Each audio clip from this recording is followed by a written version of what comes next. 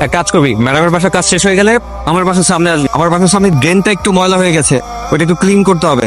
কোনো চিন্তা করবেন না স্যার, আমি ভালো সুইপার আছি, আমি নিজ হাতে ময়লা পরিষ্কার করে দিব।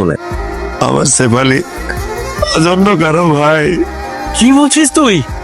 শেফালি ইতনা বড় ঝুট নিকলা। আমি শেফালির কাছে যাবো, যাই ওরে জিজ্ঞাসা করো ও কেমনে পারলো নিজের পরিচয় ভুলে যেতে। এই কাম তুমি করো না, ওর ক্ষতি হয়ে যাবে। রিহাজ, আমি প্রেগনেন্ট। আরে joking? No, I am serious. চলো না বিয়েটা করে ফেলি। বিয়েটা কি ছেলে খেলা যে বললো আবার হয়ে গেল? চলো হসপিটালে যাই, আমার ফ্রেন্ডের পরিচিত হসপিটাল আছে। এই জেনারেশনে এই টাইপের ঘটনা অ্যাভেলেবেল। আমি মানুষ সিলেক্ট করতে ভুল করছি। ভুল আমিও করেছি, তোমার মতো মেয়ের সাথে আমি মিশছি। দোষ কি আমার একা ছিল? হ্যাঁ, আমি কি তোমাকে ফোর্স করছি? আসছে বিয়ে করে ফেলি। তোমাদের মতো মেয়েদের সাথে না জাস্ট টাইম পাস করা যায়, বিয়ে না। আমি তোমার সাথে আর কথা বলাতে চাচ্ছি না, জাস্ট লিভ দ্য কার।